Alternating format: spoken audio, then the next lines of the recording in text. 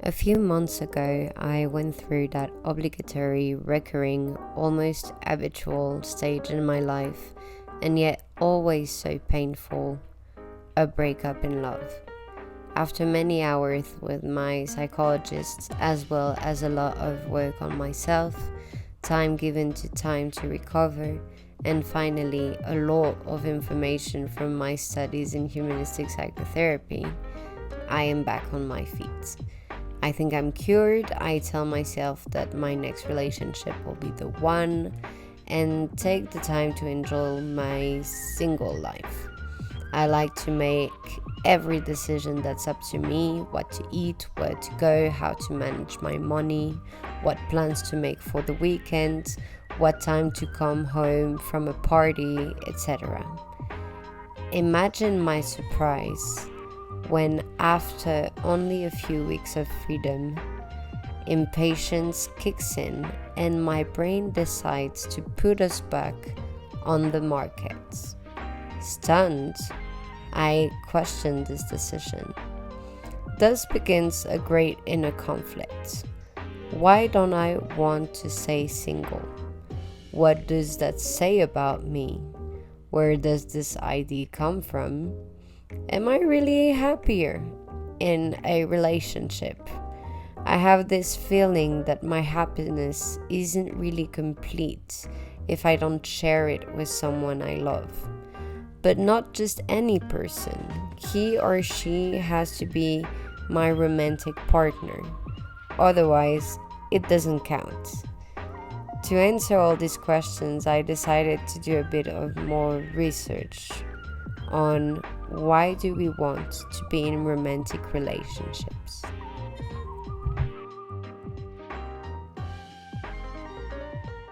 So, where does this idea of a couple come from? Historically, marriage, the union of two people in front of an institution where they promise each other lifelong loyalty, sharing of all their possessions, as well as ideally reproduction, has not always had a romantic aspect. In the West, monogamy wasn't even the norm until the 18th century.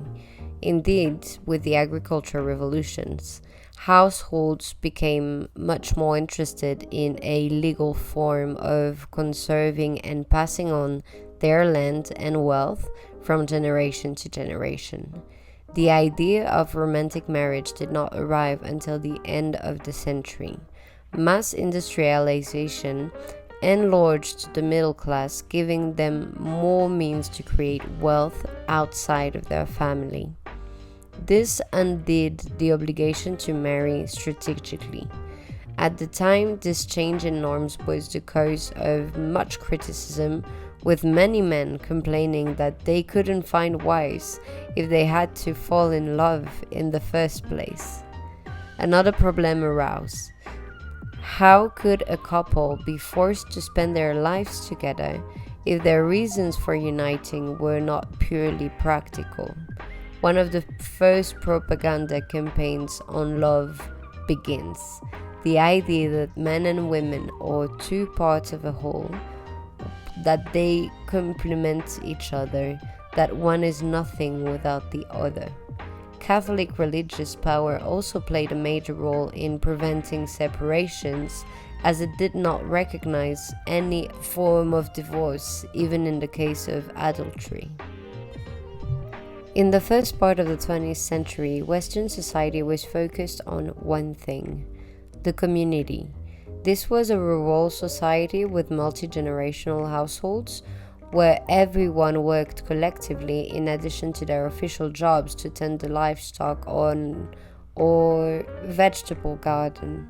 It was only after the Second World War in the 1950s that the economic climate favored the nuclear family model, a couple with children.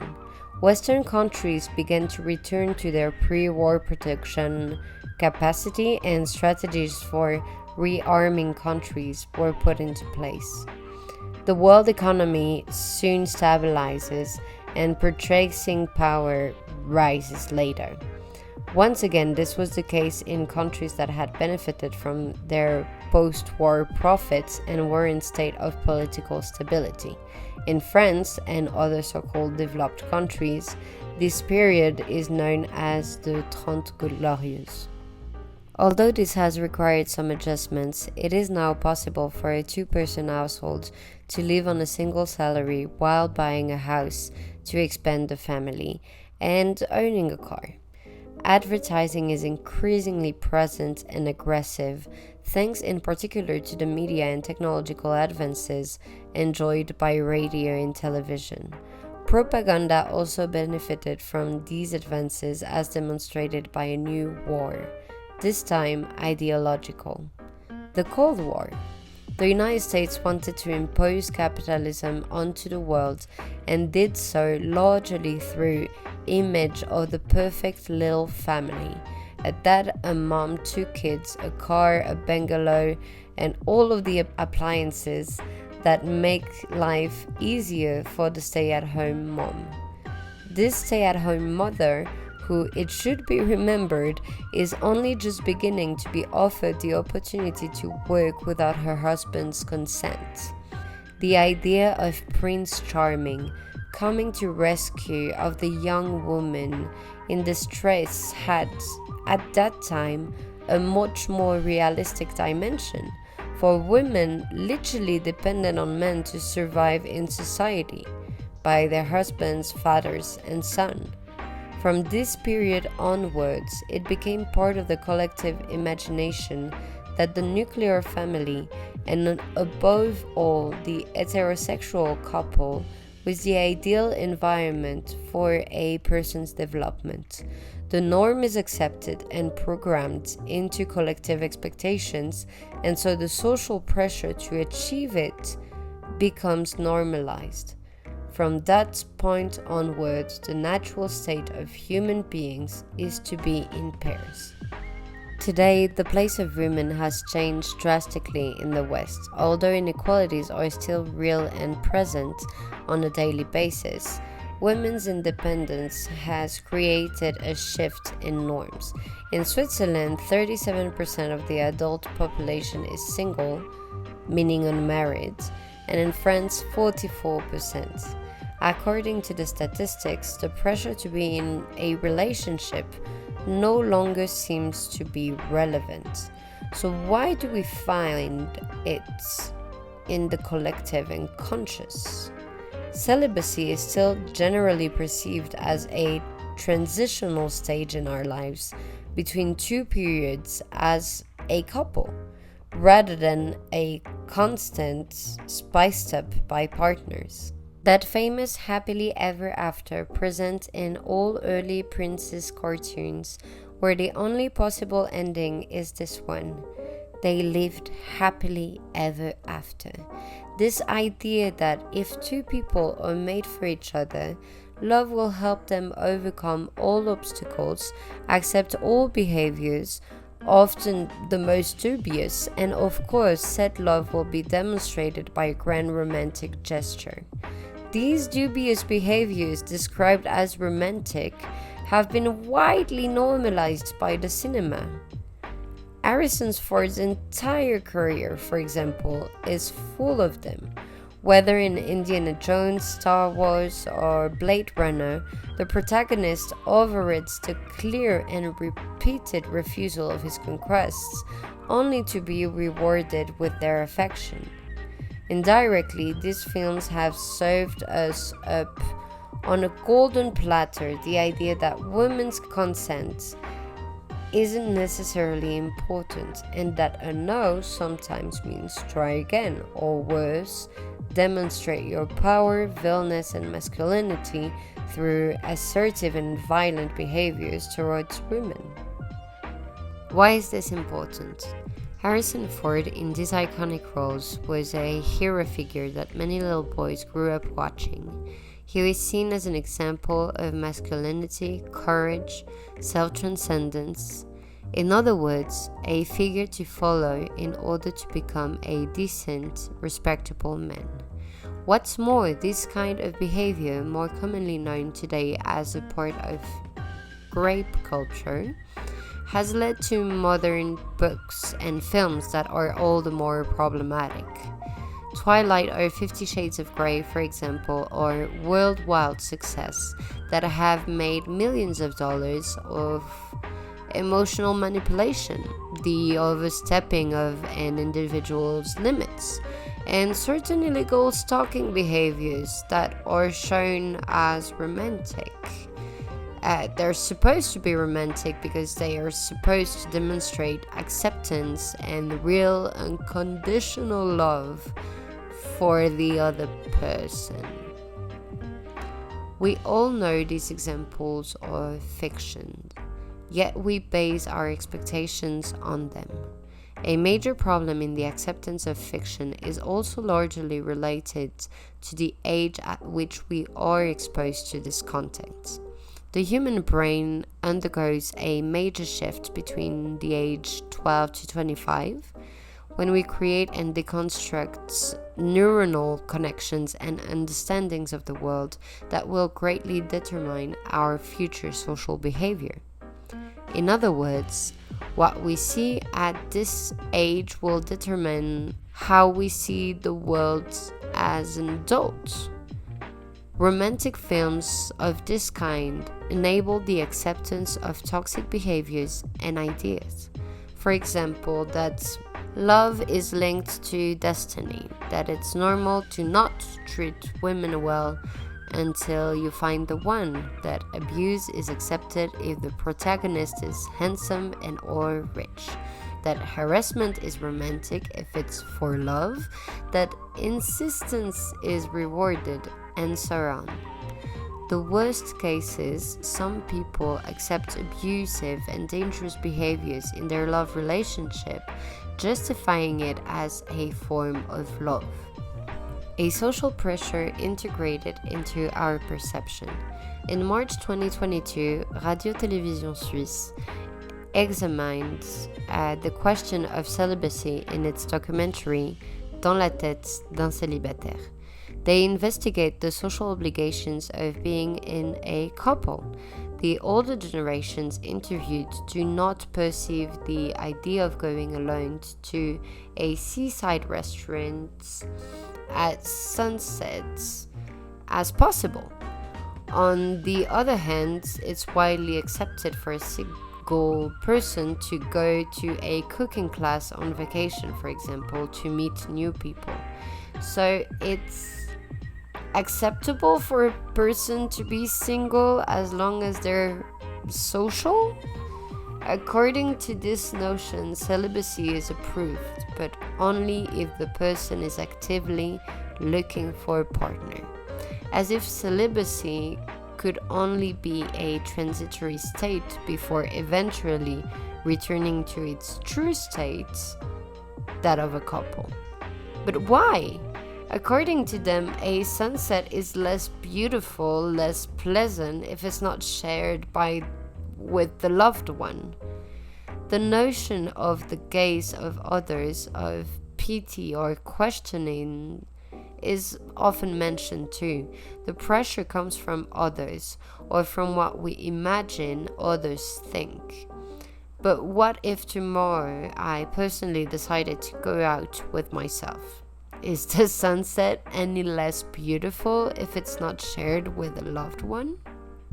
Constant complex changes. In my generation, growing up between established patterns and deconstructions, new points of view are emerging.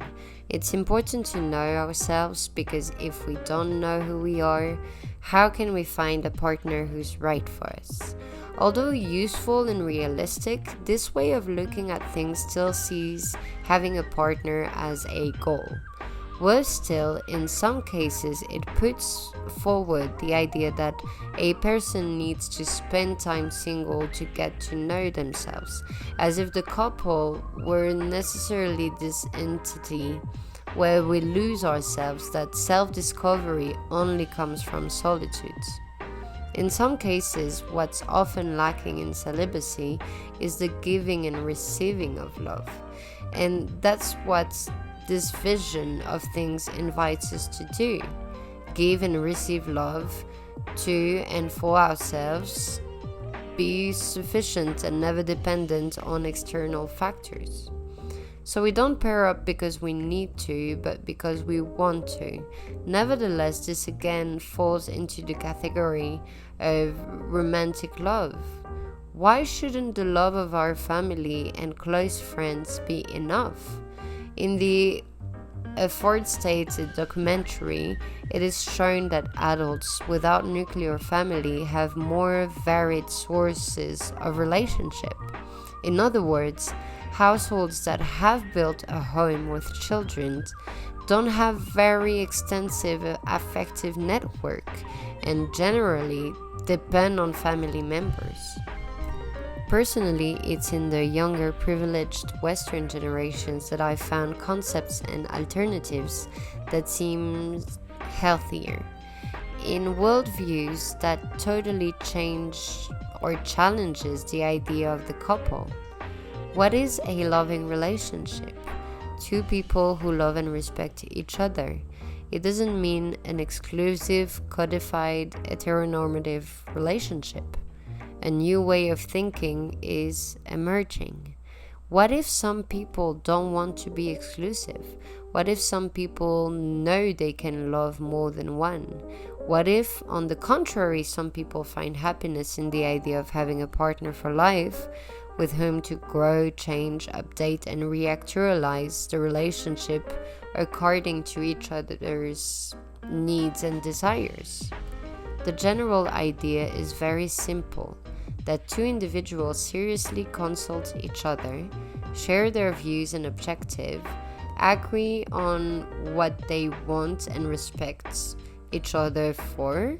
Ultimately, each relationship is specifically tailored to the needs and desires of its members, creating rules that are personal and not subject to societal dictates. This also leaves all the needed space for the whole LGBTQI+ community, because we're no longer focusing on gender identity or an expression, but simply with how we feel about ourselves and each other.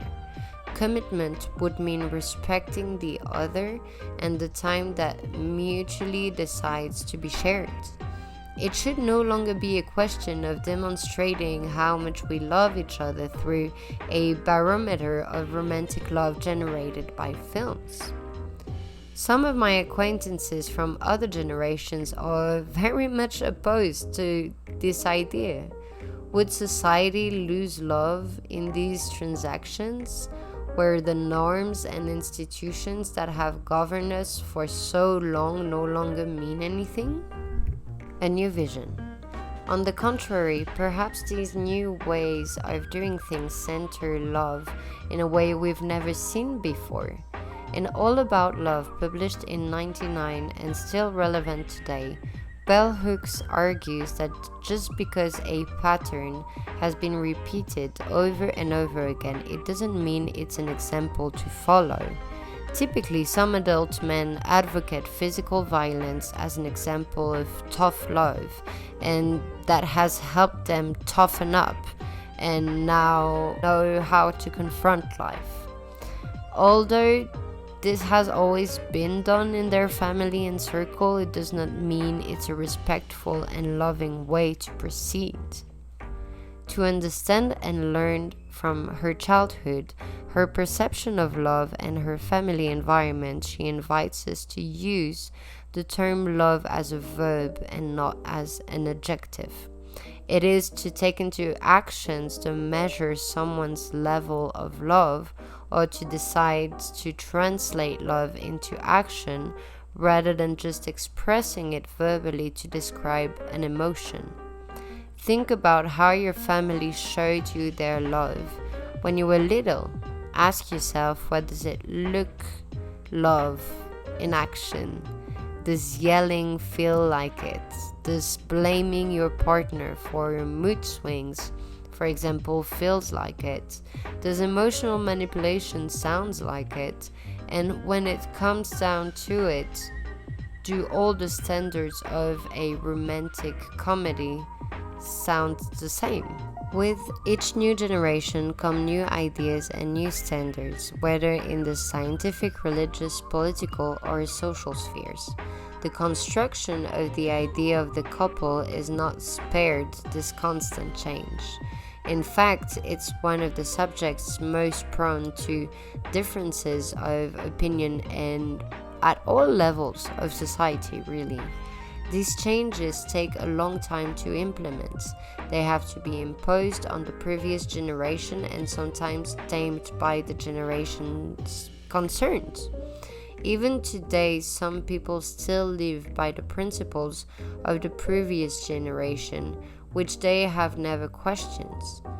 Depending on family, religious background, or even country, principles diverge from place to place and from individual to individual.